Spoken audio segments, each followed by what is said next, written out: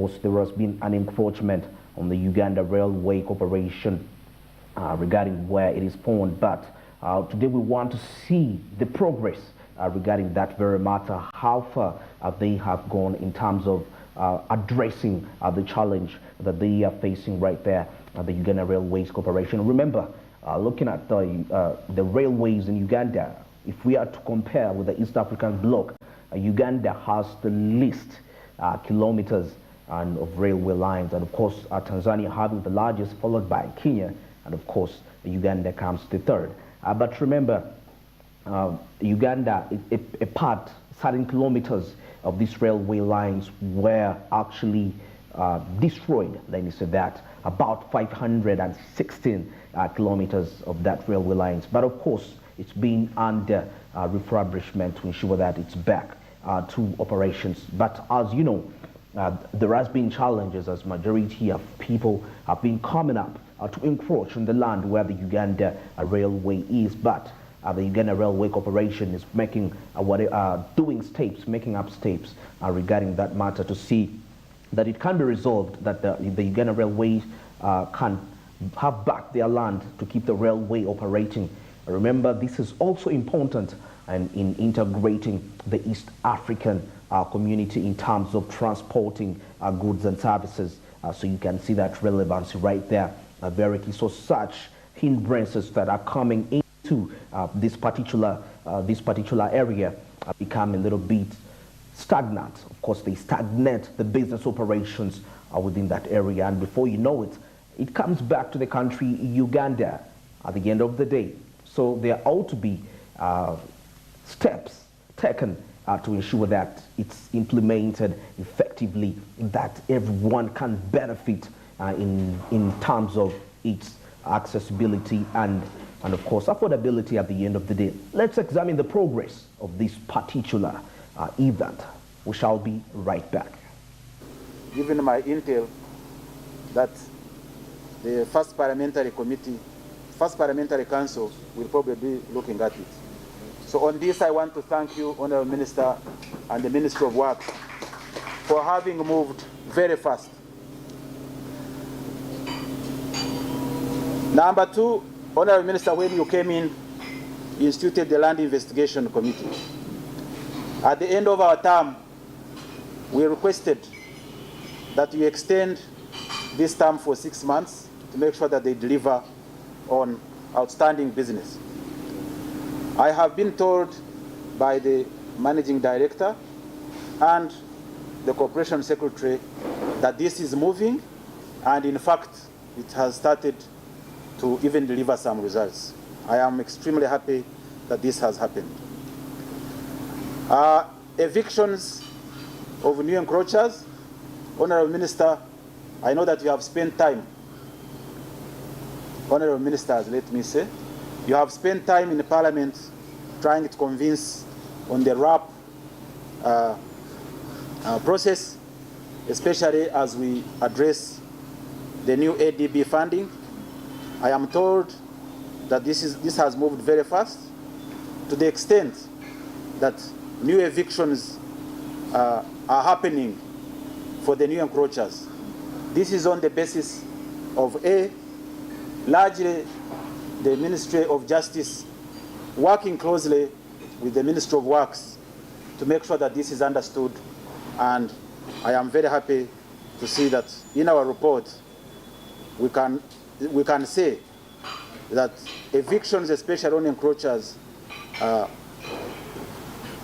is being acted on. Vandalism, Honorable Minister, has also gone down. With you it was baptism of fire.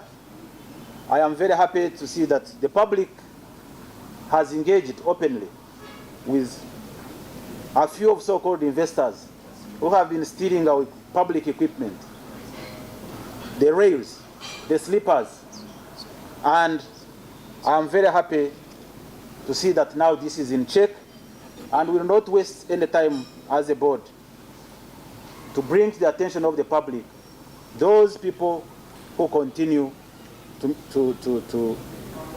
vandalize public goods.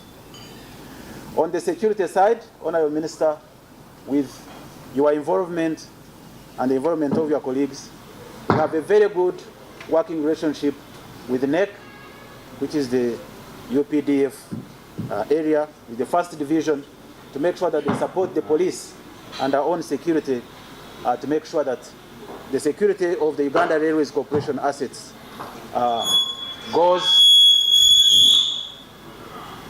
is addressed. Honorable Ministers, I want to thank you for that proactive move, which we as a board also shared with you. Mr. Chairman, Honorable Minister, I think the list is probably long, and I know we have limited time. But last but not least, Honorable Minister, the pending payments of Uganda Railways. We have always said, Honorable Minister, we do not want to continue appearing as spoiled children asking for more. I think what we are asking is payment for some of our assets, especially the Zambia land, approximately 70 billion. If we can get 70 billion, we will be clearly well capitalized internally, although this was on a disposal of an asset, and then we should be able to manage a couple of things with the funding of CAPEX that has already been approved. Honorable Minister, let's not tire ourselves of this. Let's continue. Would like to request you to engage the Minister of Finance. We have 2 shareholders, Minister of Finance and Minister of Works, as trustees of government. So our request as a board is for our shareholders to sit down together and see how this can be resolved. We will continue to knock on your door, Honorable Minister, for the remaining return of our assets in Kenya and in Tanzania. Honorable Minister, a few of these I think remain. There was a lot of work as a project where the managing director and the team collected a number of assets, but would like to get all our assets. So we'll be coming to you again to see which assets are remaining and how we can get them across. If they are in such a solid state, then we should be able to dispose of them with your permission and the cabinet, so that funds can come in to work on some of the remaining works. I'm sure we're also expediting the railway policy into the National Transport Master Plan, and I'm sure this is being addressed. Honorable Minister, the rest remains operational. The Managing Director is here present, so is the Corporation Secretary. A couple of things, we'll be working with them, especially on the assets that we have, the new ones and the incoming ones. We need to improve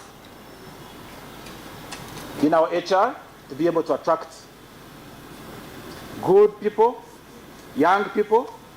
We are just starting. We need to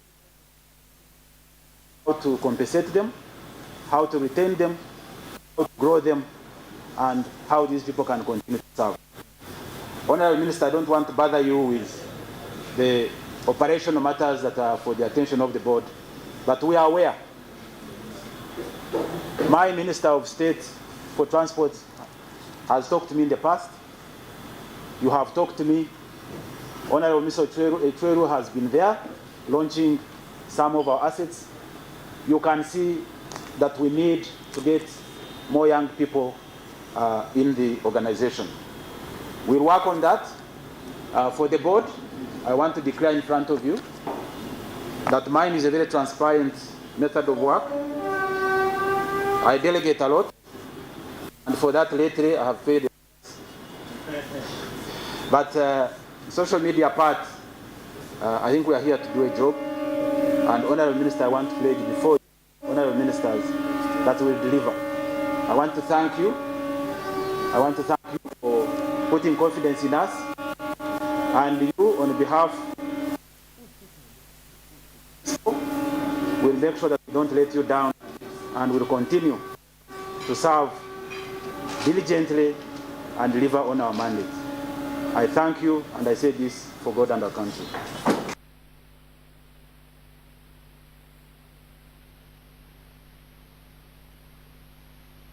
Given my intel, that particular one regarding the Uganda Railways Corporation, the progress regarding to those people that are encroaching on the land where the railway is supposed to be. And of course, there has been claims that the amount of money that they need, most especially to take over the Zambia area, about 70 billion Ugandan shillings. And that's regarding the progress, how far they have gone to ensure that they stop the encroachers and those that are vandalizing the property of the Uganda Railways Corporation.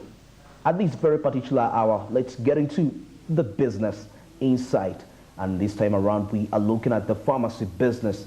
And in regards to licensing, you want to start up a pharmacy, you need to understand what really it takes in terms of licensing. It's quite a very tricky business, which majority of Ugandans, of course, try to engage in to earn a living. But you need to understand what should be put in place to ensure that you have a successful pharmacy business. But first of all, you need to understand the licensing.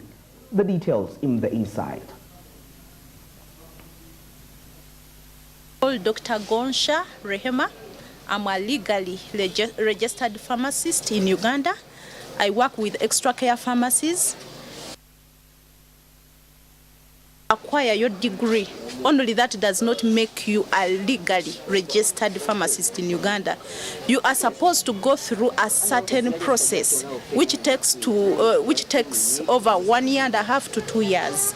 There is a process you go through, and then they register you, and then they give you legality to practice in this country.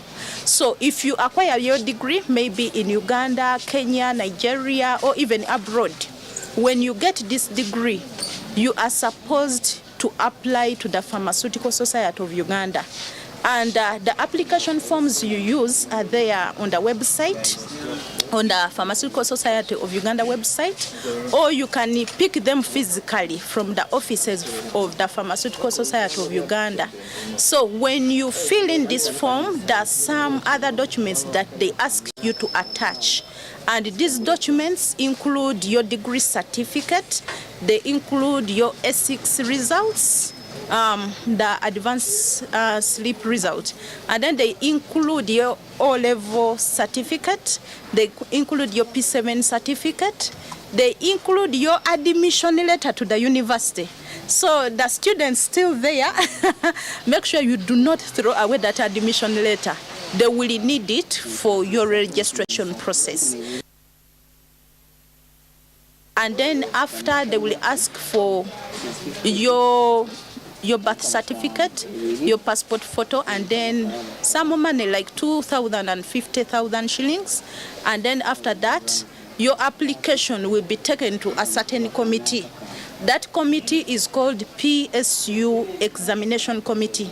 The committee sits and does the vetting of all applications of that year. And then when the vetting is done, that's when they notify you and say you are eligible to sit a particular exam. So meaning after doing your degree, it is not yet over. The other exams you are going to sit before they put you into the National Gazette to say now this is a legal pharmacist practicing in Uganda. So after the examination committee has done the vetting, they are going to call you for what they call the eligibility exam. When you do this eligibility exam and you score marks that are above 60%, they will give you a go-ahead to go and do an internship. Why they do this exam is that in the internship practice you are going to do, you are going to operate like a real doctor. You are going to see patients, you're going to treat patients. So they are supposed to give you a very rigorous examination. If you pass it, then you have an ability to treat patients. That's why they normally do that eligibility exam. When you pass it, they will get your name and send it to the National Internship Committee. and this committee sits at Ministry of Health. So when the list goes to the committee, these are the people who sit and decide which names to send to which hospital. They have designated hospitals all over the country that they call internship centers. So they may send you to Mulago, to Rubaga, Mengo, Lacho, Gulu, many hospitals all over the country, Mbale, etc. So when you go to that hospital, you rotate in different wards for 6 to 8 months. Now after this period, they will send you to another internship center. Other internship centers include a regulatory center like National Drug Authority, includes a supply chain center like NMS and Joint Medical Stores, include an industry. They also send you to an industry and you remanufacture the tablets just like the way you used to do during training. So you also go to the industry. When these internship centers are over, then they will give you a letter to say this one has passed internship. When the letter is finished, you apply again. It's not yet over. You apply again to the Pharmaceutical Society of Uganda, requesting them to do the final exam. The final exam is called the pre-registration exam. When you pass this exam, and then when you pass the exam, they will give you your marks, and then they will give you a letter allowing you to pay some fees. You pay what they call membership fees, which is around 250. When you pay that money, it allows you to belong to the Pharmaceutical Society of Uganda. And then after, they will tell you to pay annual membership fees. Annual membership fees are normally 550. So when you pay that money, you are supposed to pay it every year that you practice. So they will get your names and put it on what they call the Pharmaceutical Society Pharmacist Register. So you finally enter that list. And that list is sent to the Registrar of Pharmacists at the Ministry of Health. And this registrar will also go through verification and ascertain that you passed. And if the registrar proves that you passed, they will now put your name on the Ugandan Gazette. It's the list of pharmacists in Uganda into the Ugandan Gazette and then gazette it.